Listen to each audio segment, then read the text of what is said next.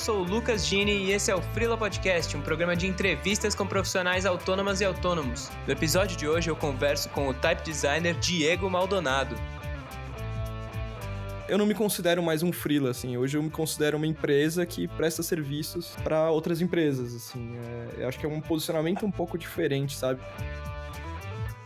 Isso não tem absolutamente nada a ver com a minha vida freela, tá? Ou tem muito a ver se você for pensar em como eu fui ficando conhecido, né? Então, de certa forma, aparecer te traz trabalho, né? Uma porque você faz o programa meio chutando e outra porque às vezes o projeto demanda coisas que você não espera, né? E às vezes você muda de ideia, porque o projeto não tem um briefing de uma pessoa de fora, é um projeto seu, né?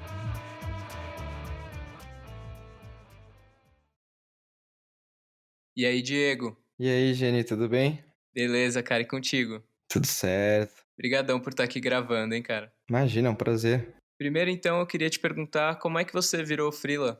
É uma pergunta meio difícil essa, porque eu tenho uns 4 momentos de vida profissional, assim, onde eu sou freela, depois eu não sou mais, aí depois eu sou freela de novo, aí eu vou indo, assim. Então é até uma pergunta meio difícil de responder. Eu fiquei pensando nela quando eu li, assim, quando eu ouvi os outros episódios, como que eu responderia essa pergunta. Mas eu acho que, assim, tem o primeiro momento que eu viro freela, eu tava trabalhando numa revista. E aí eu vi que não tinha mais pra onde seguir naquela revista e tal, e aí eu saí fora. E eu tinha uma amiga que já trampava como freela há muito tempo, e ela falou assim, não, fica tranquilo que eu vou te passando uns trampos. Eu falei, beleza. E aí, essa minha amiga, Renata Mazzini, minha madrinha dos freelas, ela começou a me passar umas coisas pequenas, umas coisas que ela não queria mais pegar e tal. E aí, vira e mexe, surgiu alguma coisa. E aí eu não lembro como chegou no ponto que eu fui fazer uma revista que chamava Viva Beleza, chama ainda, a revista existe, mas é uma revista de beleza e tal, e eu acabei ficando lá uma cara. E aí depois eu saí, voltei a ficar freela, e aí continuei, e aí comecei a fazer bastante coisa na Trip, nesse meio tempo eu fiz umas coisas para Abril, e aí eu já tava trabalhando com revista para iPad mais. Essa foi uma transição curiosa, assim, também. Eu trabalhava com revista impressa e aí, de repente, eu tava trabalhando com revista para iPad. E aí eu freelei... A primeira revista para iPad que eu fiz foi na Elle, na Abril. Depois eu fui pra Trip, fiz Trip TPM, tudo como freela aí, e aí eu sou contratado na Trip. Então, depois de 1 ano e meio, mais ou menos, freelando muito pra Trip, assim, todo mês eu ia pra lá. Eles acabaram me contratando e eu fiquei 2 anos e meio contratado, CLT na Trip, ó, que coisa rara na vida. E aí, depois, eu já tava querendo sair da Trip, porque eu tava, enfim, me envolvendo cada vez mais com a tipografia e com desenvolver tipografia. E aí eu já tava querendo sair da Trip, eu meio que fiz uma proposta pra eles, pra eu sair de lá e eles continuarem me mandando os projetos como freela, mas pra eu fazer de fora de lá. As mesmas coisas que eu fazia, porque, tipo, eu era uma equipe de uma pessoa só, assim. Por muito tempo eu tive um chefe, depois meu chefe saiu da Trip e não entrou ninguém no lugar dele. E aí eu fiquei meio que uma pessoa sem chefe, não tinha pessoas a quem eu respondia, assim, eu acabava que os diretores dos núcleos meio que eram meu chefe, mas não eram porque eu trabalhava para mais de um núcleo. Então, enfim, eu fiquei uma pessoa meio perdida, aí eu até fiz essa proposta, eles não toparam, mas aí 1 ano depois eles me demitiram com os mesmos termos que eu tinha colocado, pedido para eles me demitirem 1 ano antes, assim, então... Eu saí de lá, eu fazia 4 revistas na época, e aí eu saí de lá com 3 e uma revista ficou pro Lucas, que trabalhava comigo lá. Ele sim era freela, eu contratava ele pra trabalhar comigo. E aí ele continuou como freela fazendo a revista da Gol. E eu saí de lá com as revistas da Cidade Jardim, Audi e... não lembro agora, eram 3. E isso que elas eram trimestrais. E aí, então eu tinha sempre um tempo livre bom, assim, entre elas. E ao mesmo tempo elas caíam todas nas mesmas 2 semanas. Então eu fazia mais ou menos 3 revistas ao mesmo tempo. Depois eu tinha 2 meses e meio, mais ou menos, de tempo livre, assim. E isso garantiu minha grana por um bom tempo, assim. Eu ganhava bem, pra mim, na época. Eu pagava minhas contas, morava num AP sozinho e tal. E eu continuei fazendo isso, mas ao mesmo tempo que eu tava como freela, eu comecei a repensar no que era ali o que eu tava fazendo, né? Mais ou menos. Então, nesse tempo eu ainda já era sócio, entre aspas, porque não existia formalidades, mas eu era sócio na Just in Type. Então eu trabalhava junto com o Tony DeMarco, desenvolvendo fontes. Já estava começando a colocar fontes no mercado, organizando eventos de tipografia, enfim, onde conheci você e, enfim, já estava bem inserido no meio. Mas aí, depois de um tempo, eu já tinha começado a dar aula de tipografia também. Eu comecei a dar aula de tipografia em 2016, acho, sei lá. Enfim, comecei a dar aula de tipografia primeiro na pós-graduação, em editorial no IAD, depois na graduação. Não dei aula pra você. Quando você se formou? Eu terminei em 2016. Então, eu acho que deve ter sido 2015, então, que eu comecei a dar aula na pós-graduação, porque quando você se formou no ano seguinte, eu comecei a dar aula na graduação, que foi quando o Cris saiu, né? O Cris foi o meu orientador, aí quando eu entreguei, ele saiu, Sim, foi fazer o doutorado dele fora, e aí você entrou. isso, foi exatamente. Aí até foi o Christian que me colocou lá, Uhum. mas enfim, aí eu sou um professor freela também, de certa forma, porque eu emito nota, mas hoje em dia eu já não me vejo muito mais como freela, assim, sabe? Pela forma que eu trabalho, assim. Acho que faz mais de um ano, assim, que eu não vou até algum lugar pra fazer um projeto, como, sei lá, como eu fiz muito com revistas e tal, que eu ia pras revistas. Eu não faço, mas isso é bem difícil, assim. Então, sei lá, acho que a última vez, até faz pouco tempo, mas foi uma coisa muito fora da curva, assim, que eu fui trabalhar, eu precisava fazer um lettering que eu precisava fazer muito rápido, então eu fui até o lugar que tava me contratando pra não precisar ficar indo e vindo muito e a gente meio que desenvolver junto. Mas não dá nem pra dizer que, tipo, não, tipo, que nem eu fazia os treinos pra trip, que eu ficava, sei lá, 2, 3 semanas lá ou depois em casa, enfim, mas eu não sei, acho meio confuso dizer se eu sou freela. Eu não me considero mais um freela, assim. Hoje eu me considero uma empresa que presta serviços para outras empresas, assim. Eu acho que é um posicionamento um pouco diferente, sabe? Apesar de, na prática, eu ser um MEI que emite nota e, enfim, assim como a maioria dos freelas, eu não me posiciono muito, assim, mais, sabe? Então eu meio que não assino. Tem muita coisa que eu não assino mais como Diego Maldonado, né? Eu assino como Not Deaf Type Services, assim. Então, quando uma pessoa me pede um orçamento, eu não assino como Diego Maldonado, eu assino como uma empresa. E acho que isso tem funcionado assim nos últimos tempos. Sei lá, é meio que eu sou uma empresa de uma pessoa só. E é um conceito um pouco diferente de ser um freela, assim. Eu não sei. Deu pra entender? Meio confuso, né? Deu. Não, até por isso que eu uso freela barra autônomo, autônoma. Porque acho que tem várias perspectivas diferentes de trabalhar sozinho e tem esses conceitos um pouco diferentes, né? Como você falou.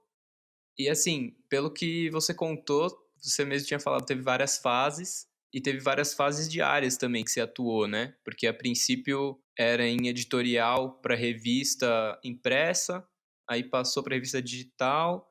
E aí, como que foi essa transição também para o que você faz hoje e a criação da NotDef? Como que foi largar a mão de revista para ficar só com tipografia? É uma coisa assim, eu curto muito design editorial até hoje.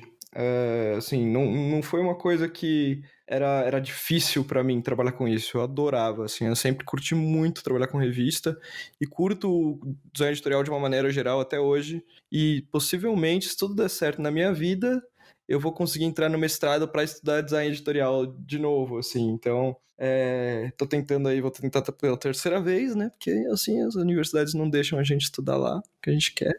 Ou porque a gente é incapaz de entrar, mas enfim. Eu vou tentar pela terceira vez e agora eu vou tentar com um projeto de pesquisa que vai ser uma pesquisa em design editorial de novo, assim. Então, até curioso. Vai ter um foco grande em tipografia, mas vai ser uma pesquisa em design editorial. Então, é um campo que eu gosto muito. Mas, ao mesmo tempo, a tipografia vinha crescendo ali na minha vida e eu queria me dedicar mais a isso. E, apesar de, enquanto eu trabalhava na Trip, assim, eu conseguia organizar bem meu tempo, assim, porque meu horário lá era bem tranquilo, assim, eu podia entrar tarde de boas. Então, normalmente eu acordava mais cedo, ficava trampando desenhando fonte, voltava do trampo, eu morava sozinho na época, então, tipo, ficava até tarde trampando, fazendo fonte. E até uma coisa que agora eu já não lembro mais em qual episódio que comentaram, foi uma menina que falou que ela fazia o horário meio tipo do marido dela, assim. Ah, foi a Raquel. Isso meio que rolou comigo quando eu vim morar com a Carol, assim, porque o meu horário quando eu morava sozinho, desenhar fonte é uma coisa que eu curto, assim, então era uma coisa que não era sofrimento pra mim, eu, sei lá, tá até tarde trabalhando com isso em casa, deitado na cama com meu laptop no colo, jogando nó pra cá e nó pra lá, entendeu? Então, assim, era uma coisa que pra mim era, de certa forma, desorganizado, mas de outra forma não era incômodo, assim. Porque uma coisa que eu sempre odiei, eu tive uma fase de agência de publicidade aí, que eu escondo na minha vida, que eu odiava esse negócio de trabalhar e virar à noite. Então, assim, eu vi aí que teve gente nos outros episódios que comentou que gosta de trabalhar à noite, né, e enfim, mas eu não sou esse cara, eu sempre gostei de dormir, tá ligado? Então, assim, dormir pra mim faz bem. Mas. Então, quando eu comecei a morar com a Carol, como ela tem um horário normal, entre aspas, né? Vamos aí, padrão, trabalha das 9 às 6. Ela chega em casa umas 6h40, mais ou menos, e é a hora que eu paro de trabalhar, porque aí a gente vai jantar, enfim, aí dificilmente, só se eu tô com alguma coisa muito que eu preciso entregar mesmo logo, que eu acabo voltando pra trabalhar depois disso, mas é um horário meio assim. Agora, como eu fui, a transição foi meio suave, assim, foi um degradê, não foi brusca, assim. Eu comecei a trabalhar com tipografia em 2010 e fui sair de tudo, assim, para trabalhar só com tipografia em 2015. Então foi, assim, um degradê de 5 anos até que isso acontecesse, assim. Não foi tão brusco, assim. As coisas foram simultâneas por bastante tempo. Mas eu acho que 2017 foi um grande marco para mim profissionalmente, que foi o primeiro ano que eu pude falar, esse ano eu vivi de letras, assim, de desenhar letras e de dar aulas e workshops e tal. Tipo, em 2015 eu deixei o mercado editorial formalmente, assim, ainda pegava algumas coisas, mas ele ainda pagava minhas contas, os freelas de editorial que pagavam minhas contas. Então, em 2017 foi o primeiro ano que eu pude falar, não, realmente esse ano eu consegui viver de tipografia. Então, foi uma grande vitória pra mim, assim. E foi também o ano que você criou a NotDef. Foi também o ano que eu criei a NotDef. Bom, com o tempo, eu e o Tony, a gente trabalhou junto bastante no começo, assim. Quando eu comecei a trabalhar com ele, eu ia toda semana pra casa dele. Aí, depois de um tempo, os encontros foram diminuindo, a gente fazia coisa mais virtual, até porque a gente chegou a entrar mais gente na Just in Type, a gente chegou a trabalhar em 4 uma época, e aí não era nem todo mundo de São Paulo, então a gente se falava via internet, né, via Hangout, normalmente. Então acabou que as reuniões presenciais já não rolavam mais. A gente se falava, eu e o Tony, mas o nosso trabalho já não era em conjunto mais, assim, sabe? Era uma coisa. Minhas fontes estavam saindo pela Just in Type, mas o trabalho não era muito em conjunto. E aí eu tava com umas outras ideias de fazer uma coisa um pouco mais ampla. E aí eu pensei, falei, pô, eu acho que tá na hora de eu fazer do meu próprio jeito, assim. A Just in Type tem uma história, querendo ou não, né, que é bem legal, assim. Talvez uma das primeiras, talvez não, certamente uma das primeiras foundries do Brasil. Tony foi o primeiro cara a fazer uma fonte digital aqui no Brasil. Então, tem muita história ali. E aí eu me senti um pouco preso a algumas coisas ali que eu não... Não que eu não concordasse exatamente, mas que eu queria seguir outro caminho, assim. E aí eu queria fazer uma coisa que tivesse um braço em educação, sabe? Tipo, uma coisa que eu desenvolvesse workshops, cursos e sei lá, e outro braço que fosse uma coisa meio de vendas, assim, fazer alguns produtos. E aí eu tô nesse caminho ainda, foda que precisa de um investimento muito alto para fazer produtos da hora. Então, ainda não rolou, mas de qualquer jeito em algum momento vai rolar. E aí a NotDef foi meio isso. E aí para consagrar isso, para lacrar essa abertura aí, ou para cortar a fita, eu peguei o trampo da Eisenbahn, né, de fazer uma fonte custom para Eisenbahn. Então aí eu falei, bom, acho que agora é a chance de eu realmente, eu já tava assim com esses planos, e aí eu falei, bom, agora é a hora que eu vou tocar isso e realmente assumir a empresa NotDef, né? E aí foi curioso que no momento que eu inauguro, entre aspas, a NotDef, ou que eu torno isso público e comento, faço um post no Facebook, né? É isso que é tornar público. Falando que eu tava saindo da Just in Type e tal. Fiz o anúncio, coloquei um site no ar para as pessoas se inscreverem num mailing e não lancei nenhuma fonte, né? Uma coisa meio louca, assim. Só que nesse tempo eu tava trabalhando na fonte da Eisenbahn, então eu não podia ainda falar, porque era um projeto sigiloso naquele momento, mas já tava rolando. E aí, depois de um tempo, eu publiquei a fonte da Eisenbaum, só que as minhas fontes depois, as duas que eu lancei, na verdade, uma que eu já tinha lançado antes, mas e a que eu lancei agora, saíram pela Latinotype. Então, mais confusão, né? Eu tenho uma foundry minha, em teoria não, uma minha na prática, mas ao mesmo tempo eu tô publicando pela Latinotype. Já publiquei 2 projetos pela Latinotype e vou publicar mais um que tá em andamento ainda. E tem sido muito legal a minha relação com a galera da Latinotype, mas é bem claro que é uma coisa de, assim, designer convidado, sabe? O tempo todo, o contrato que eu fiz com eles, é bem uma coisa de designer convidado, eu não sou funcionário da Latinotype. Ao mesmo tempo, eu preciso lançar alguma coisa minha, né? Ser uma foundry que não tem uma fonte é foda. Aí eu tô trabalhando num projeto, em algum momento eu vou lançar ele, ainda não chegou esse momento, mas eu vou ter uma fonte chamada ND Type 1, que vai debutar aí. Mas, de qualquer jeito, é meio louco isso, assim, porque eu abri uma foundry e não lancei nenhuma fonte por ela ainda, a não ser a da Eisenbaum, que não é uma fonte custom, né? Só eles têm. Entendi. Você falou um pouco disso já, mas no começo parece que foi bem natural que as editoras que você já trabalhava e já tinha ficado fixo lá viraram seus clientes quando você passou a emitir nota. E aí, como que foram surgindo os clientes para a Type? Ou até mesmo os seus projetos para vender fonte que não vem de um cliente, mas como que começou esse tipo de trabalho e como que vem até hoje? Putz, é muito por indicação de pessoas que eu conheci, lugares que eu passei. Eu cheguei a fazer alguns projetos de lettering pra Trip, por exemplo. Eu fiz um logotipo de uma revista lá, chama Com Você. Na verdade, eles queriam adaptar uma tipografia, assim, pro lettering, né? Eles tinham a fonte ali, mas eles queriam fazer uns ajustes, e aí eu ajustei lá pro logotipo. Fiz alguns letterings pra meio mais com uma pegada de ilustração editorial, assim mesmo, para umas revistas na Trip. Fiz algumas coisas lá. Aí depois, sei lá, cara, você começa a conhecer um monte de gente e as pessoas te indicam. É legal, assim. O projeto da Eisenbaum chegou e eu não sabia por onde, até que um dia o Cris, que fez a pós em tipografia lá no Senac, Uhum. não tô lembrando o sobrenome dele agora. Gonçalo? Isso, esse mesmo, Cristiano Gonçalo. Depois eu soube que foi ele que me indicou, então, assim, eu soube bem depois, assim, o projeto já tinha rolado já, e aí eu encontrei com ele, ele falou, eu te passei lá o contato, acho que já tinha rolado, mas acho que não tava público ainda, assim. Aí ele falou, passei um contato, você rolou o trampo, foi, pô, foi você que passou, então, legal, então, assim, o lance é conhecendo gente, né, cara. Essa minha amiga Renata, que eu falei que foi meio minha madrinha, assim, ela já tava freela há bastante tempo, mas ela também ficou fixa há muito tempo na revista da TAM, na New Content. E lá rodava muita gente, então ela acabou conhecendo muita gente que ia indicando ela para vários trampos. E na Trip também rola isso, né? Na Trip rola um fluxo de gente grande, assim, tem muito freela que vai para lá, tem algumas pessoas que ficam, outras que não, então você acaba conhecendo bastante gente. Eu fiquei 2 anos e meio lá, mas acabei conhecendo um monte de gente. Então, as pessoas vão, sei lá, sempre aparece. Teve uma vez que um cara que era diretor de arte da Audi, por exemplo, ele tava fazendo um pôster pro documentário do Cinema Marrocos lá, e aí ele me chamou pra fazer o lettering, inspirado no lettering do Cinema Marrocos que tem aqui no centro de São Paulo, foi mó da hora e tal. Então, sei lá, tem várias coisas, assim, que vão surgindo. Agora, o lance da Latinotype foi por causa do Diatipo mesmo, né? Foi quando o Luciano Vergara, que é um dos sócios da Latinotype, veio aqui pro Brasil e a gente se conheceu. E aí, um dia ele falou, e aí, você não vai lançar uma fonte com a gente?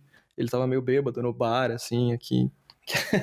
Eu não bebo, então eu não tava bêbado, mas ele tava. E aí, ficou uma coisa meio desconcertada, assim, não sabia o que responder, deixei aquilo pra lá.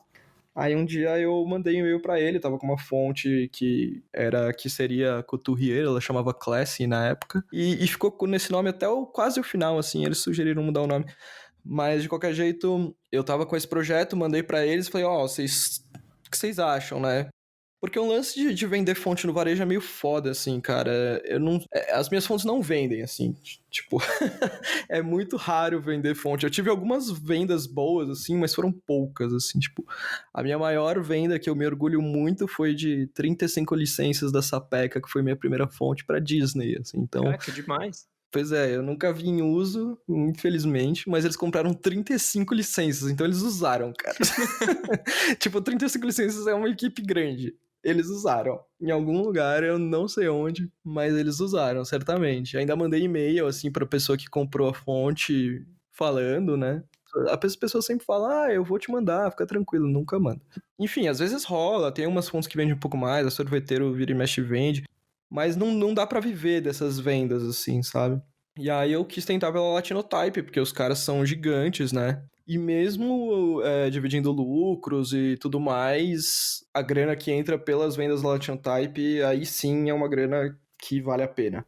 Então, pra mim, vale a pena continuar lançando com eles, porque é um esquema que me sustenta, assim. Pelo menos as duas fontes que eu lancei até agora vendem, tipo, não pagam todas as minhas contas, mas ajudam a pagar. E se eu, sei lá, se eu tiver pelo menos umas 5 ou 6 fontes lançadas com eles, se forem nesse ritmo, sabe, aí já ajuda bem, assim. Entendi. Você já entrou na minha pergunta seguinte, que era como é que você lida com a grana, inclusive porque, como você falou, a NotDef não pretende ser só uma foundry, mas ter também produtos e ter uma frente de educação, você dá workshops, dá aula, então como é que é a administração de tudo isso ao mesmo tempo, assim? Cara, assim, como que eu lido com a grana é uma coisa que eu não lido tão bem. O ano passado, ano passado? Acho que foi ano passado, mais ou menos, que eu comecei a criar uma planilha. Eu criei ano passado, mas aí eu fiz retroativo, assim, pra ver, olhando todas as minhas notas e tal, de quanto eu tô recebendo, assim. Eu não fazia essa conta, assim, de quanto tá entrando de dinheiro, pra eu ter uma noção de quanto eu tinha ganhado na média do ano, por exemplo. Quando eu fui demitido da Trip, eu trabalhei 2 anos e meio lá e ganhava um salário ok, eu ganhei uma grana boa, assim, que me deu uma segurada bacana. Eu tenho parte desse dinheiro até hoje, assim, porque eu continuei ganhando dinheiro, enfim, se eu tivesse parado de trabalhar, esse dinheiro teria acabado, mas como eu continuei trabalhando, parte desse dinheiro eu ainda tenho guardado e ele meio que é uma reserva pra mim ali se alguma coisa der errado. Por exemplo, esse ano tá muito fraco de trampo, cara, muito fraco. Então, assim, essa grana ainda me segura um pouco. E aí, beleza, assim, aí tem uma hora que entra, tipo, um trabalho da Eisenbahn que dá um pouco mais de dinheiro, aí você vai se ajustando e tal. Mas é uma questão meio complicada, assim, eu acho que eu devia lidar melhor. Há pouco tempo eu comecei a prestar atenção em como funcionam investimentos e tal. E tenho dinheiro em previdência privada, mas é meio. Previdência meio chato, sei lá. Tem um outro investimento lá, mas meus investimentos são todos assim do banco mesmo, assim, que meu gerente sugeriu, e eu sei que esses não são os melhores, porque tem aí corretoras, enfim, que conseguem fazer coisas melhores, mas eu ainda também não tive esse tempo exatamente de tirar meu dinheiro do banco, colocar. Não tempo, né? Talvez interesse, enfim, não sei, mas de fazer esse trâmite aí de realmente investir dinheiro e ter essa grana rendendo mais e tal do que essas aplicações que eu tenho, assim. Eu não deixo quase nada na conta corrente, por exemplo. É uma coisa que eu sempre me acostumei, mas antes eu deixava tudo na poupança, até eu saber que existem coisas melhores que a poupança. Mas é meio que um jeito também de não deixar o dinheiro parado, né? Porque dinheiro na conta corrente não é nada, né, cara? É a mesma coisa que você deixar debaixo do colchão. Então, assim, eu tenho começado a criar uma consciência financeira dessa forma. E é isso, assim, eu tenho um dinheiro guardado que meio que me segura, mas. E hoje eu moro aqui com a Carol também, que a casa é dela, na verdade, né? Eu vim morar junto com ela aqui, mas a casa é dela, então eu não pago aluguel, eu tenho essa questão aí que ajuda. Pagar aluguel em São Paulo é foda.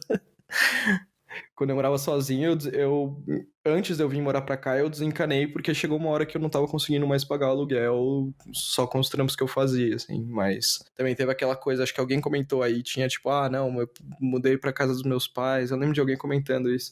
Tinha esse tipo de segurança também. Eu tive essa segurança também, né? Eu vou sair do AP que eu morava sozinho, voltei a morar com os meus pais. E aí, enfim, depois vim morar aqui com a Carol e aqui eu não pago aluguel, porque a casa é dela. Mas de qualquer jeito, assim, são várias coisinhas que fazem diferença, né? Do quanto pode entrar de dinheiro se eu estivesse morando de aluguel, eu teria que estar ganhando mais. Talvez eu não pudesse estar só trabalhando com tipografia, assim. Talvez eu tivesse que ainda pegar mais coisinha editorial ou, sei lá, identidade visual, talvez. Eu já trampei com identidade visual também. Hoje é muito difícil eu pegar alguma coisa assim, porque meu portfólio tá muito antigo, mas no editorial talvez eu conseguisse ainda. Eu ia até te perguntar se rolava alguma coisa dessas ainda pra complementar o orçamento ou se foi uma decisão mesmo de, cara, eu preciso focar em type, vou nisso.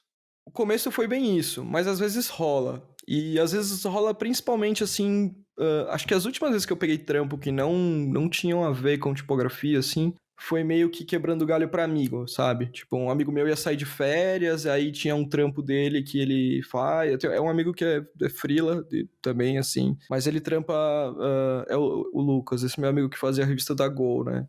Ele trampou muito tempo em agência, então ele consegue pegar esses esquemas meio de trampar para algumas empresas, assim, meio que ele vai lá na empresa e trampa, ele trampa bastante com a Zodio, por exemplo. E aí eu fiz alguns trampos pra Zodio quando ele saía de férias. A Zodio é uma loja bem da hora aqui de São Paulo, não sei se você não conhece, você está ouvindo, é uma loja de decoração bem bacana aqui em São Paulo. E aí eu fiz alguns trampos pra eles também, e cobri ele num catálogo também ano passado, mas foi meio que assim, sabe? Tipo, quebrando galho pro amigo, eu não vou muito mais atrás disso, assim. Eventualmente alguém me indica pra alguma coisa, aí eu vejo se interessa. Eu fiquei muito feliz uma vez quando eu neguei um trampo da Trip, porque eu tava fazendo a fonte da Eisenbahn e não podia pegar, sabe? Eu falei, pô, que da hora, eu pude negar um trampo porque eu tô fazendo outro de tipografia, assim, então também foi uma vitória pra mim ano passado poder negar um trampo que eu sempre peguei, assim, de editorial, porque eu tava fazendo um projeto de tipografia, então rola essas vitórias, assim, mas é foda, assim, não é um mercado muito fácil, nem muito rápido de você entrar. Eu converso com muita gente que tá sei lá, no final da graduação, ou saindo da graduação, ou até no meio da graduação, não meus alunos necessariamente, eu acabo que, sei lá, acho que por conta do Diacrítico, por conta minhas redes sociais aí que eu já fui mais ativo, hoje eu não sou tanto. Eu acabo que muita gente me adiciona e eu aceito todo mundo no Facebook, eu sou tipo facinho do Facebook. Então as pessoas conversam comigo, sei lá, por causa do podcast também, do Diacrítico, enfim. Algumas pessoas acham que eu manjo de tudo, tá ligado? Não é bem assim, mas eu tento. E aí algumas pessoas vêm conversar comigo, algumas pedem pra eu contratar elas. Eu falo, gente, não é assim que funciona. Eu não tenho um escritório aqui com várias pessoas trabalhando comigo. Mas às vezes as pessoas falam, dá pra ganhar dinheiro com tipografia? Cara, dá. Tem vários brasileiros aí, principalmente no Brasil, né? É o que interessa as pessoas, assim. Tem vários brasileiros aí vivendo de tipografia. Você vai ficar rico? Talvez, cara, mas é difícil. Ficar rico é difícil. Tenho certeza que tem gente que ganha uma grana aí. É meio claro, assim, que tem gente que ganha muito bem, que fizeram uns trabalhos muito grandes. Mas não é todo mundo que faz. E eu tô na luta aí, eu tô conseguindo ainda. Eu considero que dar um workshop, dar aula, como eu tô dando aula de tipografia, assim, mesmo na graduação do IED, pra mim isso vale como viver de tipografia, de uma maneira geral, né? Workshop faz bastante tempo que eu não dou, mas eu preciso dar, assim, eu preciso me organizar pra dar. O último que eu fiz foi o online, né, no Brandster. Eu ia te perguntar porque você falou um pouco já da rotina, de como mudou de horário quando você se mudou, né? Mudou de casa.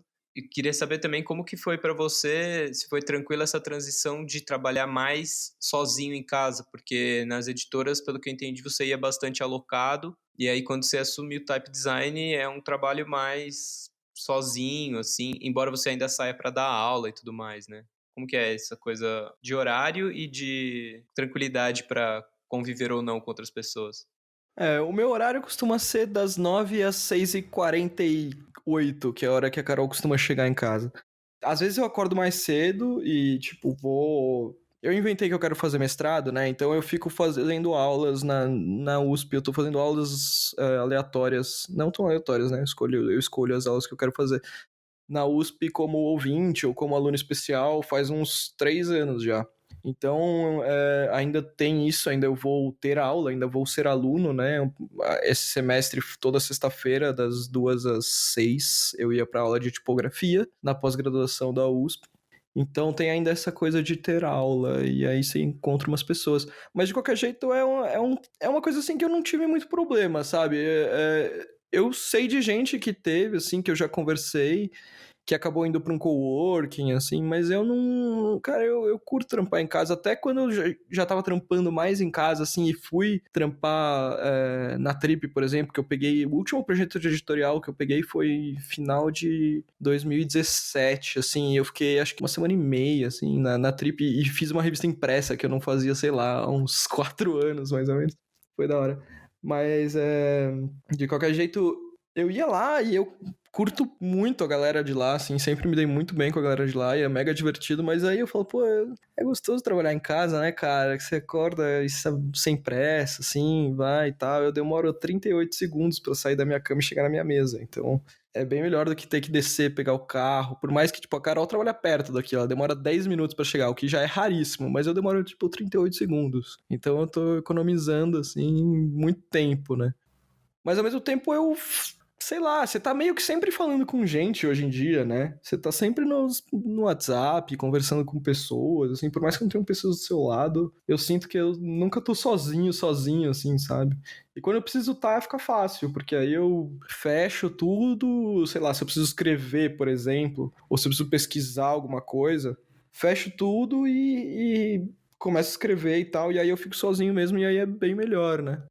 E eu ouço muito podcast, cara, e podcast é um negócio muito louco, assim, você fica amigo das pessoas, é uma coisa bizarra, assim, você se sente muito próximo das pessoas. Eu lembro que quando eu conheci pessoalmente o pessoal do Visualmente, assim, o Ricardo Cunha Lima, o Amir Mirabô, eu já ouvia o Ankara também, né? O primeiro que eu conheci pessoalmente foi o Ankara, depois o Ricardo, depois o Almir. Mas é muito louco, assim, porque eu conheço muito da vida deles, tá ligado? Tipo, a primeira vez que eu fui com o Ricardo no bar, assim, ele foi contar umas histórias, eu falei, não, eu sei, você contou já, e pai, eu contava a história que ele ia contar, tá ligado? É uma coisa bizarra, assim, você se sente muito próximo da pessoa.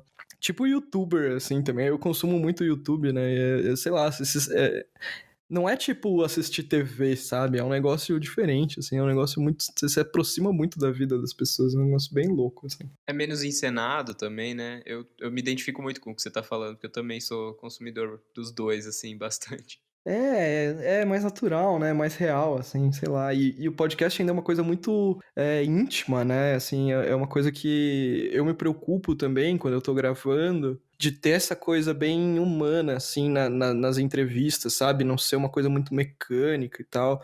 Eu acho que você tá tendo. O seu podcast tem uma coisa muito. Esse aqui, né? Qual falamos agora, ele já é uma coisa mais humana por natureza, né? Mas o Entre Letras em si, se eu levar só a entrevista com as perguntas prontas e tal, e a pessoa responder, que é mais ou menos como eu faço, assim, né? Eu crio uma entrevista toda estruturada antes, assim, né? Ou semi-estruturada, porque eu deixo aberta para que a pessoa divague e de repente surge uma pergunta nova no meio.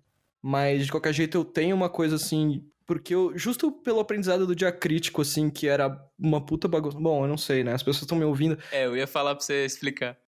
Eu tive um canal no YouTube chamado Diacrítico, mantive por 3 anos, junto com o Érico Lebedenko. E foi o maior canal de tipografia do mundo, tá?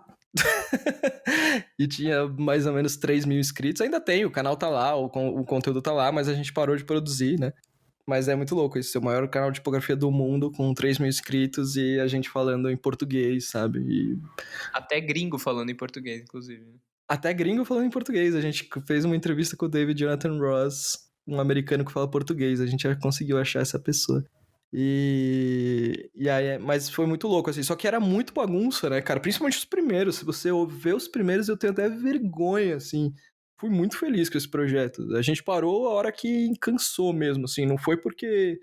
Não é porque a gente não gostava ou porque tava dando errado. Tava dando super certo. Tava dando mais certo que nunca quando a gente parou. A gente tava até começando a ganhar dinheiro já. Mas, tipo, cansou, sabe? A gente começou a virar muita obrigação, e aí o Érico tava pra entrar no mestrado também, o Érico entrou no mestrado logo em seguida que a gente parou com o Diacrítico, e aí começou a ficar, enfim, começou a ficar difícil porque começou a virar muita obrigação, mas foi um puta projeto legal, assim, eu fico muito feliz e aprendi muito com ele. E aí o Entre Letras era justamente o podcast, né, que sai pelo feed do Visualmente, já tem intenção de ser uma coisa mais curta, assim, mais rápida. Tipo, a gente já tá falando 40 minutos aqui, sei lá, né? E o Entre Letras também é pra ser uma coisa assim, mais ou menos de meia hora, 40 minutos. Só que eventualmente passa, né? Eu gravei uma entrevista agora, que vai sair a segunda temporada do Entre Letras, né? Também tem essa coisa que eu tô gravando em temporadas e não é mais ao vivo, né? O Diacrítico era ao vivo. E tinha muito essa questão do que a gente ia falando e tinha programa que chega a quase 3 horas, assim. Era muito difícil. A gente via pelas estatísticas, assim, que, tipo, quem não via ao vivo dificilmente chegava no fim, assim. Só se fosse um assunto que a pessoa tivesse muito afim. Ah, eu fui essa pessoa, cara. Eu não conseguia ver quase nenhum ao vivo, porque era na época da faculdade. Então eu nunca lembrava do horário. Só que aí depois que eu me formei, eu peguei e eu assisti todos. Não, até hoje, assim, ainda de vez em quando alguém comenta lá, assim, eu acho mó da hora. Eu respondo sempre, porque chega pra mim por e-mail, eu sempre respondo quando alguém comenta. E normalmente são comentários bons, assim, e às vezes uns comentários numas línguas estranhas também, que eu não entendo bem o que tá acontecendo, mas isso não tem absolutamente nada a ver com a minha vida frila, tá? Ou tem muito a ver se você for pensar em como eu fui ficando conhecido, né?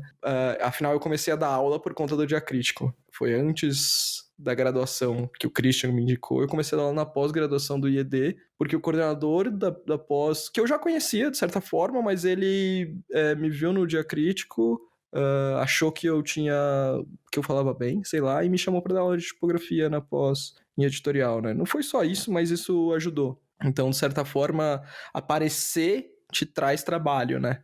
Isso é uma coisa que eu, esses últimos dias, né, eu lancei um guiazinho para ajudar as pessoas a escolher uma fonte. É um negócio que eu acho legal de desenvolver, assim, um material meio educacional para um grande público, assim, fiz com carinho.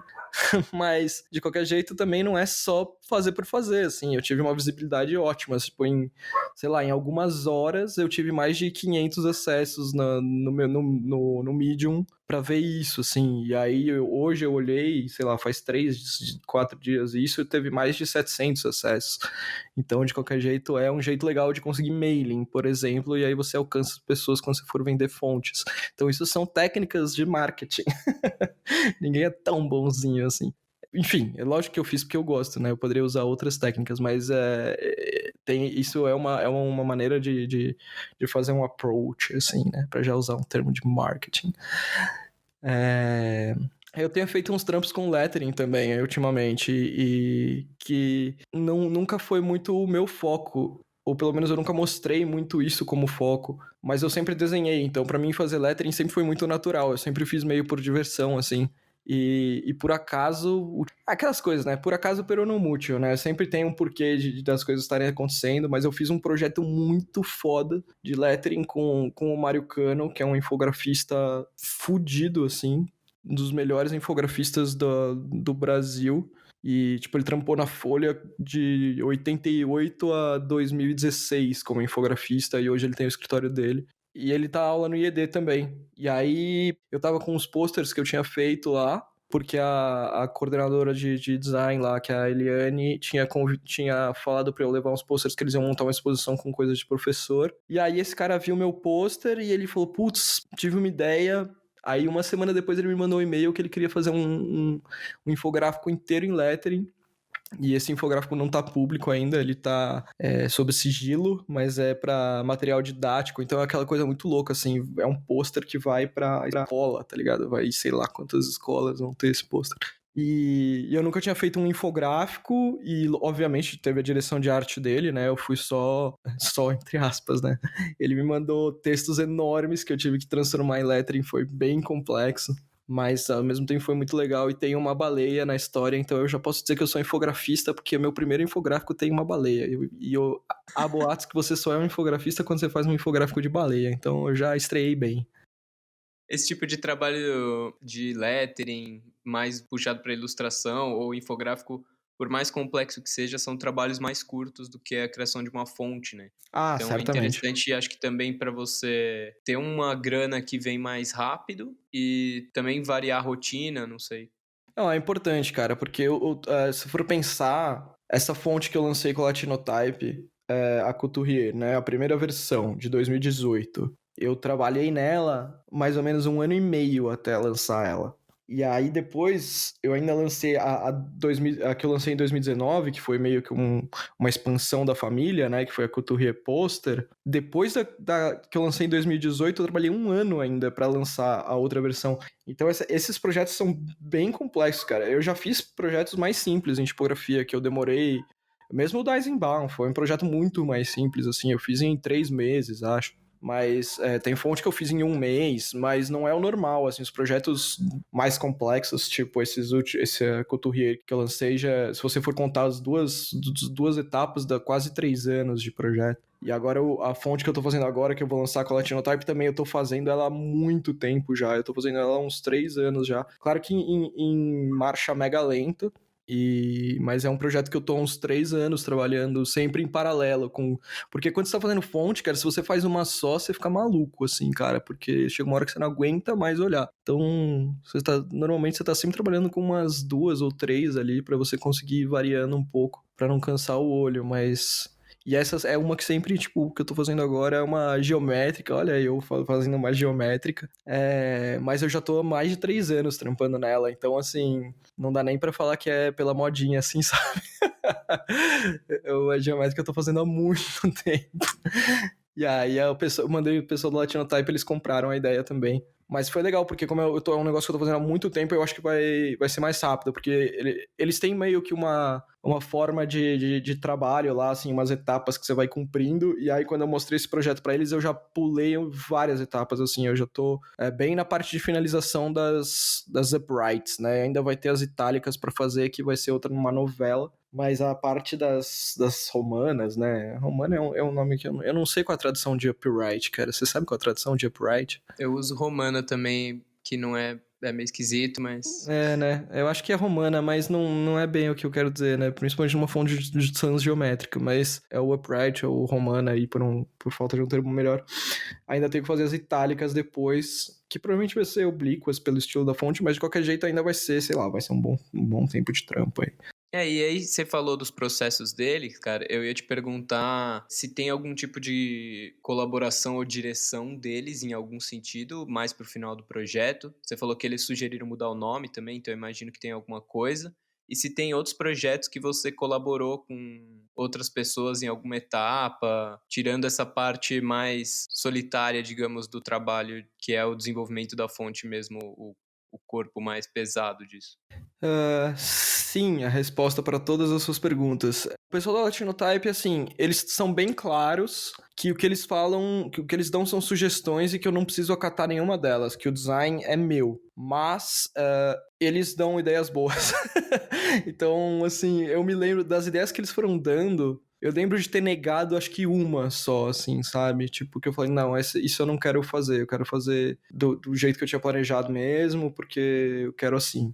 Mas eles têm um olho bom lá e eles têm uma equipe grande. Então, assim, é muito bom porque o esquema de trabalho com eles é assim, toda semana, terça-feira é o dia que eu mando tudo que eu fiz durante a semana pra eles. Quarta-feira eles olham lá. Quarta-feira é um dia que todo mundo para na Latinotype e olha todos os trabalhos que estão acontecendo. Eles imprimem tudo lá e olham tudo e canetam tudo. E aí eles normalmente me devolvem na quinta, no fim da quinta, assim, eventualmente na sexta, eles me devolvem com todos os comentários.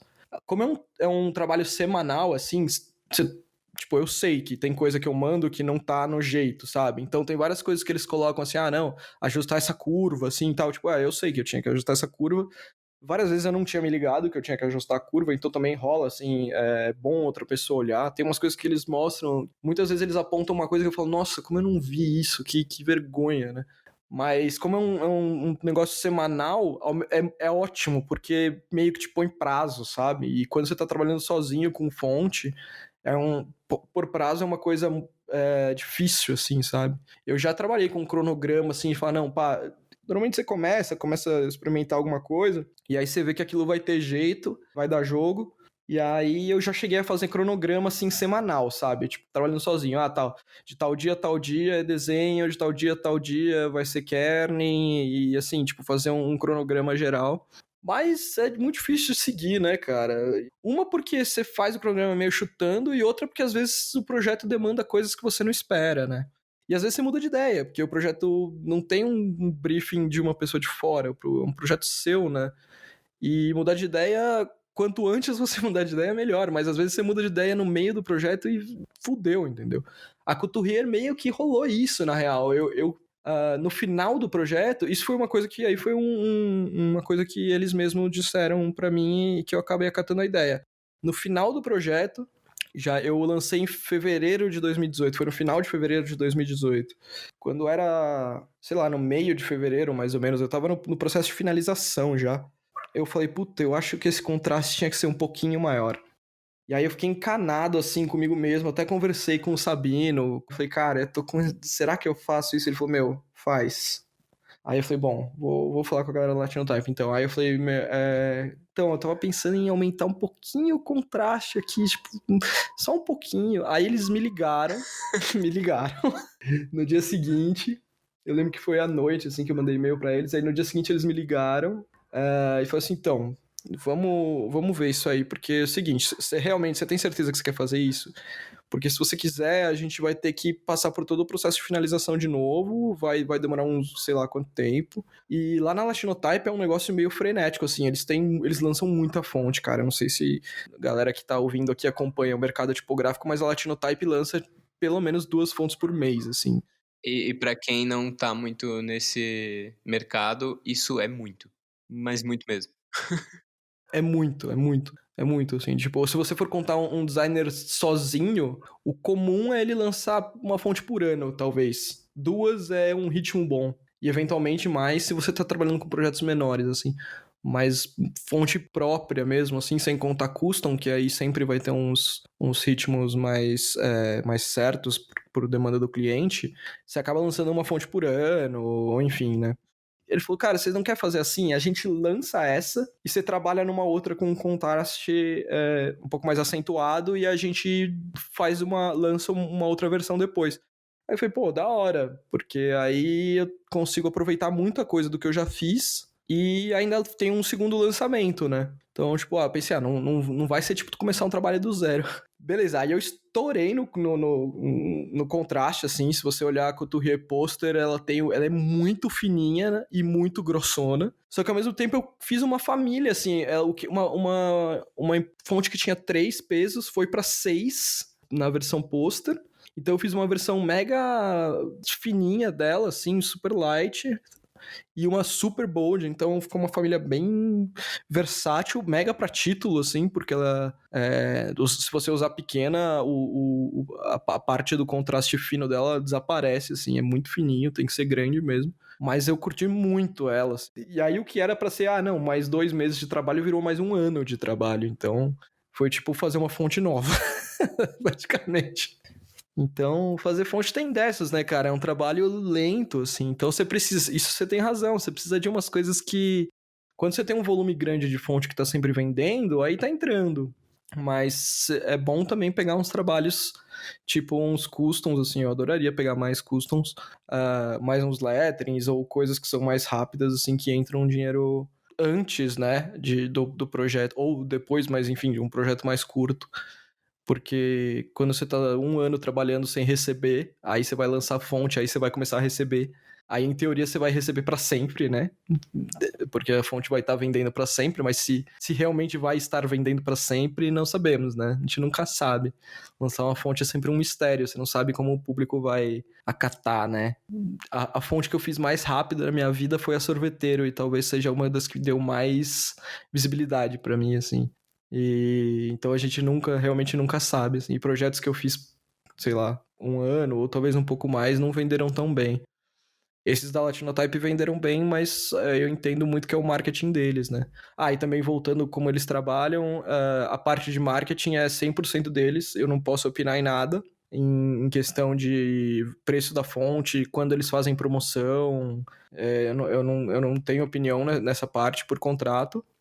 A minha responsabilidade é desenhar a fonte. O nome eu poderia ter colocado o nome que eu queria, isso não tem problema. Eles sugeriram esse outro nome e eu, tipo, falei, manda bala, foda-se, vocês sabem o que vocês estão fazendo, eu não sei o que eu tô fazendo, sabe? Então, se eles quiseram mudar o nome, eu não tive problema nenhum, mas isso foi uma coisa que eles discutiram comigo, assim, o que você acha desse nome e tal. E os posters que vão pro MyFonts, eles sempre pedem para você mandar umas sugestões, mas não necessariamente eles usam. Às vezes eles usam alguma coisa que você mandou, mas eles têm uma equipe de design própria para isso, e é ótimo, porque os posters que eles fazem são muito bons, melhores dos que eu faria, né? Mesmo sendo designer gráfico, eles têm uma equipe boa lá, sai um negócio bom. E melhores do que os que eu já fiz. Então, eu acho ótimo. E a intromissão deles é essa, assim, realmente. Tipo, a única coisa que, assim, que eu não apito é na parte de marketing e vendas. O resto é decisão meu. Nesse sentido, funciona quase como se fosse um agenciamento, né? Cara, não é declarado dessa forma, mas de certa forma é, assim, porque tanto que o que você vê se você entrar em qualquer site de venda de fontes aí, no pôster vai estar escrito Designed by Diego Maldonado, Published by Latinotype. Então eles são, na verdade, como se fosse uma editora, né? Eu tô ali produzindo conteúdo e eles estão cuidando de todo o resto. Acho que a diferença do agenciamento seria se, tipo, eles estivessem buscando clientes para mim, o que não é o caso, né? Eles são, na verdade, a distribuidora mesmo, assim, se você for pensar. Mas é isso, assim, eu divido o lucro com eles, em todos os sites que eles vendem, inclusive no site deles. Então, assim, o importante é que a fonte continue vendendo, assim, então... E aí você consegue gerar renda ad eternum. E aí, cara, você já pensou ou já chamou alguém para participar de uma fonte sua? Porque lá no começo você entrou junto com o Tony nas fontes dele, né? No começo da carreira de type design. E já teve algum tipo de colaboração nesse sentido? Não, mas não porque eu não estou aberto para que isso aconteça, assim, talvez isso aconteça. Eu tive que fazer um orçamento uma vez de um projeto muito grande, onde eu orcei com... eu elaborei o orçamento pensando que eu ia contratar outras pessoas, assim, inclusive pessoas de fora do Brasil, porque era um projeto que ia englobar grego e cirílico, por exemplo. Infelizmente não fechou o projeto, mas era um projeto muito grande mesmo. E só esses orçamentos dessa galera já era tipo em euros e já era muito dinheiro. Então foi um orçamento muito alto. Quando eu trabalhei com o Tony, junto mesmo, a gente fez uma fonte. A gente tava fazendo outra. A gente tem uma fonte que nunca saiu, que é uma Sans que ficou no abraço, assim, e muita gente trabalhou nela. Eu trabalhei nela junto com o Tony, junto com o Érico. O Érico trabalhou um tempo na Just in Time, também trabalhou nessa fonte. E o Bernardo Faria, que infelizmente não está mais entre nós, mas também trabalhou nessa fonte. E era uma super família Sans, assim, do mega estendido ao super condensado. E essa fonte meio que parou no tempo, assim. E o Tony, quando eu saí da Just in Time, o Tony falou: vamos terminar essa fonte um dia. Eu falei: não, beleza, vamos. E tá lá, parada. Quem sabe um dia a gente termina, mas é um projeto meio que a gente cansou de fazer, assim, de tão grande que ele ficou. Você perguntou e eu não te respondi. Eu fiz algumas coisas, sim, para outras pessoas. Eu fiz um espaçamento, eu fiz espaçamento e kerning para ela, não desenhei nada. Ela encomendou para eu fazer. E eu fiz também uma vez uma marca, era uma marca francesa, e foi até um trampo que o Fernando Melo me indicou, que ele não conseguia pegar porque ele tava entatoladaço na Fontsmith lá, e aí ele me passou meu contato, mas era um trampo meio até chatinho assim, mas pagou bem pelo tempo que eu trabalhei nele, e era pegar os desenhos que estavam no Illustrator, jogar e montar uma fonte, assim. Foi meio chatinho, mas pagou bem, assim, então também isso é importante. E, cara, daqui pra frente, você tem planos pra Not Deaf e pra sua carreira, assim, no geral, seja curto ou longo prazo? Você pretende continuar lançando fontes por outras foundries? Pretende investir mais na Not Deaf como foundry ou nesses outros serviços? Já falou que quer fazer mestrado, mas também quer continuar dando aula? Eu não tenho vergonha de dizer que a minha meta é ser House Industries, assim, sabe? Tipo, é o meu sonho de consumo. Quando eu chegar lá, eu dobro a meta. Mas a minha meta é ser a House Industries. Pra mim, eles são a maior referência de o que eu quero ser. Então, tipo, eles têm um braço de educação com o Ken Barber lá, que dá curso e tal. Eles têm um braço de venda de produtos mega fodas, assim, muito, muito fodas. E eles vendem as fontes que são muito fodas. Então, tipo, os caras fazem tudo muito bem. Então, a minha meta maior é essa. A Carol, a minha namorada barra esposa, a gente não é casado, então, mas enfim, a gente mora junto já e tá junto há muito tempo. Ela é designer de produto e ela é o foco dela é móveis, né? Ela desenha móveis para uma marcenaria. Só trabalha com marcenaria. E aí a gente até já trocou umas ideias, assim, de como fazer móveis tipográficos. E chegamos a rabiscar algumas coisas e tal, mas é o que eu te falei, para você fazer um protótipo de um móvel é muito caro, cara. Tipo, você vai fazer você vai gastar, sei lá, 8 pau, assim, pra fazer qualquer coisinha, sabe? 10 pau, 12 pau, assim. Então, é muito, muito treta, assim, de conseguir fazer um negócio de alto nível, assim. Porque quando você, sei lá, você vai fazer um protótipo e depois aquilo vai ser produzido em massa, tipo, a House Industries não são eles mesmos que produzem, né? Eles fazem parceria com empresas, então é outro rolê, assim. Mas é meio isso, assim. Eu quero fazer umas coisas fodas. Eu tenho um amigo que faz prancha, e aí a gente tem trocado. A gente já trocou umas ideias de fazer umas estampas, assim, tipo, e aí a gente faz umas parcerias, tipo uma collab, assim, da Mãe do Marujo e da Not Def, então, mas isso não rolou ainda, mas em alguma hora vai rolar. Eu tenho feito uns posters, que é o produto mais barato que dá pra fazer, assim, e é bacana. Então também rola isso. Agora sim, eu pretendo lançar mais fontes pela minha Foundry, mas também não acho um problema lançar pela Latinotype enquanto eu tô ganhando dinheiro. Ganhar dinheiro é importante. Mas custom é um negócio que eu gostaria, assim. Isso é uma coisa que eu preciso fazer. Eu preciso ir visitar a agência, preciso ir conversar com gente que não é o meu círculo, assim, sabe? Pra captar cliente mesmo, assim. É uma coisa que eu nunca fiz e que eu sei que eu preciso fazer e que eu morro de vergonha de não ter feito ainda. Mas acho que vai começar a rolar em breve, assim. Eu tô me preparando pra isso. Esses dias eu dei uma palestra numa agência aqui na Vila Madalena. Eu fui convidado, mas, assim, foi uma experiência muito legal. E eu quero ir atrás de fazer mais isso, assim. E me convidar pra entrar nas agências, nos estúdios de design, para falar de tipografia, de certa forma dá até uma palestra educativa, mas me vender ao mesmo tempo, me colocar em contato com essas pessoas e ser uma opção, assim, sabe? Não só esperar chegar em mim. Ser ativo e não passivo, né, nesse sentido. Entendi. E tem alguma história esquisita ou muito legal que aconteceu contigo desde que você começou lá no mercado editorial até hoje, criando a empresa e tudo mais? Cara, eu não sei se esquisita é a palavra, mas eu acho que uma coisa bem curiosa foi quando eu migrei da revista impressa pro iPad, assim.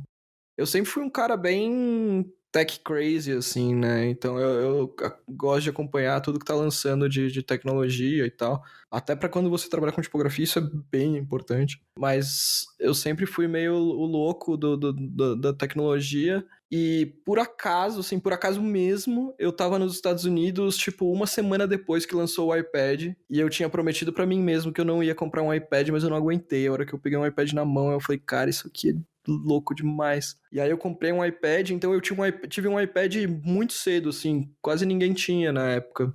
E aí a Wired foi a primeira revista que saiu pra iPad, e eu tava trabalhando até numa agência naquela época, uma agência menorzinha, assim, já não era uma agência muito caótica, mas eu já tinha trabalhado em revista e naquele momento eu tava trabalhando nessa agência. E aí eu vi que saiu a Wired e eu fiquei maluco naquilo, eu falei, cara, isso é muito foda, eu quero fazer isso, quero fazer revista para iPad, e fui atrás disso, e na época isso tava mega em beta, e a Adobe disponibilizava de graça todos os plugins e tudo mais para você desenvolver revista para iPad, e eu comecei a fazer muito no começo.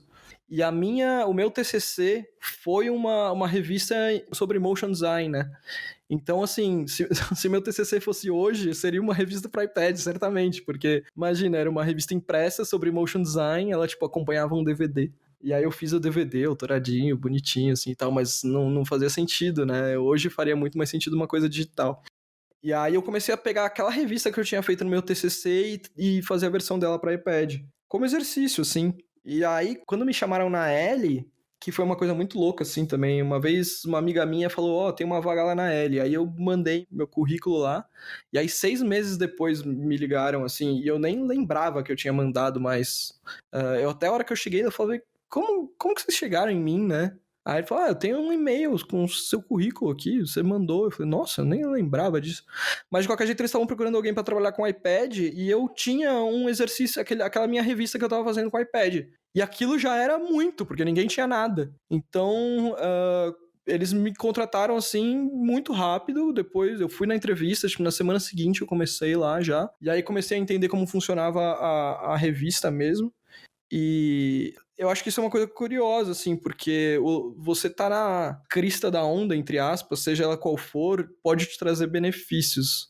Ou não, porque aí eu investi toda a minha carreira em revista para iPad e, tipo, hoje não tem mais revista para iPad. Então, minha carreira editorial, tipo, foi por água abaixo, de certa forma. Todos os anos que eu investi e fiz projetos muito legais, assim, me orgulho muito das revistas que eu fiz. Acho que tudo aquilo que eu quis fazer quando eu olhei a Wired, eu fiz. Na Trip, a gente tinha uma abertura muito legal. Meu chefe era muito foda, o Beto Macedo. Ele dava muito apoio. E ele quis justamente me contratar lá para ter gente pensando nas revistas lá o tempo todo e não só um freela que ia lá, resolvia ir embora. E a gente fez coisa muito legal. A gente fez vídeo interativo, a gente fez ensaio de moda que você rodava as pessoas assim com passando o dedo, né? A gente fez umas coisas muito fodas, assim, tivemos projetos selecionados para a Bienal da DG em multimídia, com o projeto gráfico da revista da Gol. Mas, de qualquer jeito, assim, me realizei, mas por estar olhando para isso, assim. E em tipografia a gente tem uma grande vertente agora, que é essas fontes variáveis, e eu tô muito ligado nisso, apesar de não ter lançado ainda nada. Eu já fiz vários exercícios. Não sei se em algum momento isso vai virar, mas se virar realmente, eu já sei como fazer, entendeu? Se alguém me falar, eu quero fazer uma fonte variável, eu falo, beleza, eu sei bem como fazer. O lance não é a tecnologia em si, mas é saber o que está acontecendo e saber trabalhar com as ferramentas disponíveis, não é? Às vezes parece uma coisa meio de micreiro, assim, sabe? Mas não é só saber lidar com o software, é saber lidar com o momento, assim, com a tecnologia, o momento. E eu acho que esse lance do momento foi o que aconteceu comigo quando para as revistas de iPad, assim. E acho que esse foi uma coisa bem simbólica de virada. Assim. Talvez hoje seria mais ou menos como se eu tivesse pirado num smartwatch e resolvido que eu queria trabalhar com isso e de repente fazer uma coisa muito da hora. E sei lá se isso vai dar certo, né? Tipo, vai que o Apple Watch não funciona mais daqui a uns anos e ninguém liga para isso mais. Pode acontecer, sabe? Mas era uma coisa, tipo, surgiu a tecnologia nova e eu tava lá e eu tava afim e rolou. Não foi exatamente por acaso. É legal e é engraçado essa velocidade também, né? Que eu acho que, como você falou, no mercado que você tá hoje também é um negócio que muita coisa surge, morre rápido, outras surgem e ficam anos lá e ninguém sabe se pegou ou não, se vai pegar ou não, enfim. Bem doido isso. E aí, cara, por último, eu queria te perguntar se você pudesse dar uma dica pra você mesmo sobre ser freela, autônomo no passado, ou várias dicas, quais seriam? Cara, eu fiquei pensando nessa pergunta que você ia me fazer e, cara, não sei. Eu vou pensar alguma coisa na hora e foda-se. Puta, eu acho que saber cuidar do dinheiro é uma coisa que talvez eu devesse ter prestado atenção nisso antes, assim. A grana que eu ganhei saindo da Trip foi minha grande segurança. Mas se eu tivesse, talvez, lidado com ela melhor desde o começo, eu tivesse mais dinheiro hoje, talvez, assim. Eu olhando para minha fortuna, entre aspas, aí, como no sentido literal da palavra, assim, não no sentido de grande quantidade de dinheiro, mas na quantidade, simplesmente no dinheiro acumulado, eu tô mais pobre, vai, desde que eu saí. Apesar da minha qualidade de vida, assim, não ter mudado, eu mantive um padrão de vida, eu gastei mais dinheiro do que eu ganhei desde que eu saí da Trip, digamos assim, vai. O que eu tenho menos dinheiro guardado. Então significa duas coisas. Uma é ou eu não soube usar esse dinheiro, ou o meu trabalho, tipo, não me sustentou nessa minha vida, assim, né? Então talvez eu devesse ter uma vida mais, sei lá, gastando menos. Talvez essa seja uma questão, assim, tipo, saber lidar com dinheiro melhor. Mas aí eu não sei nem se é na minha vida freela, eu acho que é na minha vida toda, assim, sabe? Hoje eu olho pra trás e eu acho que falta uma aula de empreendedorismo numa faculdade de design, por exemplo. Pelo menos na que eu fiz, não tinha, né? Eu não tive nada disso, cara. E eu acho muito importante. E eu acho que as pessoas deviam aprender isso de colégio, assim, sabe? Devia ser matéria básica. Você falando, eu tava até pensando isso, que o certo seria, independente da carreira, tipo, todo mundo tem que saber lidar com grana, né? E outra coisa também, que é, além de saber lidar com grana, é saber programação, cara. É uma coisa que eu me arrependo de não ter olhado pra isso antes. E cada vez que eu vejo que a galera mesmo os designers gráficos, assim, que sabem usar a programação a favor deles, não tô nem falando de programador hardcore, assim, gente que desenvolve software hardcore, tipo, sei lá, fazer o Photoshop, tá ligado? Ou fazer algum software pesadíssimo, assim. Mas, bom, eu sei que você sabe disso, né? Dentro da tipografia, a galera que usa programação, assim, consegue coisas muito legais. Mas eu acho que, de uma maneira geral, programação é o futuro, assim, porque a programação é o idioma que o nosso computador fala, né, cara? E a gente usa o computador e não sabe falar a língua dele. Então, programação eu acho que é uma coisa que eu diria pra mim mesmo: estude isso, seu babaca de 15 anos. Naquela época acho que nem teria como, assim, mas com 15 anos. Mas hoje é uma coisa que eu meio que tento buscar sempre que dá e tá próximo de gente que programa. E eu cheguei a fazer alguns workshops de Python em si. Consigo até ler algumas coisas, consigo ler um CSS, consigo ler um Python, um JavaScript, mas eu não consigo escrever. Do zero, assim, acho que eu escrevi, sei lá, 2 scripts que faziam a coisa mais simples do mundo, assim. Eu acho que é uma coisa bem importante, assim. Não são exatamente coisas que... Eu acho que são coisas que serviriam pra qualquer pessoa que trabalha com tecnologia hoje, assim. E tem muita gente que tá indo o contrário, né? Tá saindo, tá voltando à mão. Acho que também trabalhar à mão não é muito o que eu faço, eu não trabalho muito à mão. Mesmo lettering, eu acabo desenhando, mas é uma coisa curiosa, assim, desenhar à mão, mas desenhar direto no iPad, né? Não sei se é uma mão meio estranha, assim, mas é a mão, não deixa de ser. Cara, é engraçado que eu entrevistei o Gui Menga e ele falou exatamente sobre isso. Ele comenta num momento praticamente exatamente o que você falou agora. Mas ele não usa o iPad Pro, né? Não. Então, tem uma galera que a Sila usa pra caralho. Eu conversei com uma galera antes de comprar, porque é um puta investimento, né? É um negócio caro pra porra, velho. Mas valeu a pena pra caralho, porque... Bom, primeiro que eu sou tech crazy, né? Então ter um iPad Pro foi legal. Eu até pensei, falei, não, eu vendo meu outro iPad e tal, mas eu nem vendi meu outro iPad, eu uso os dois mesmo. Tipo, uso mesmo. E aí, mas enfim, de qualquer jeito eu fiz já 2 trampos de lettering que eu fiz nele e já pagaram ele, assim. Então, sei lá, qualquer outro trampo que eu fizer agora, eu tô ganhando dinheiro já em cima dele, né? Então tem isso também, a gente tem que investir nas ferramentas, é foda, designer tem umas ferramentas meio cara. Mas também, como disse o Bug uma vez, ele fala, cara, você sabe quanto custa uma cadeira de dentista? Vai comprar a porra do Mac, sim! Imagina para um dentista comprar uma cadeira de dentista, quanto custa? É foda. Enfim, saí do assunto, mas a minha dica é programe e saiba ganhar e saiba gastar. Demais, faz sentido, cara. São ótimas dicas. Então acho que é isso, Diego. Brigadão, cara, por tudo que você falou aí, pelas histórias e dicas. Foi mal aí, eu falei desenfreadamente, né, cara? Foi praticamente um monólogo, assim. Quase uma sessão de terapia, assim, de... Imagina, cara. Reflexão sobre sua vida profissional. Muito louco isso aí. Brigadão por compartilhar isso. Imagina, espero que sirva pra alguém. Muito obrigado por ouvir esse episódio, e se você curte o Freela, deixe um review na plataforma onde você consome seus podcasts, mande para uma galera que pode curtir, compartilhe nas redes sociais, também dá para falar comigo pelo Twitter ou pelo Instagram do Freela, é só procurar pelo nome mesmo. E se você é autônomo ou tem alguém para recomendar para gravar um episódio comigo, manda um e-mail no freelapodcast@gmail.com. Valeu e até o próximo!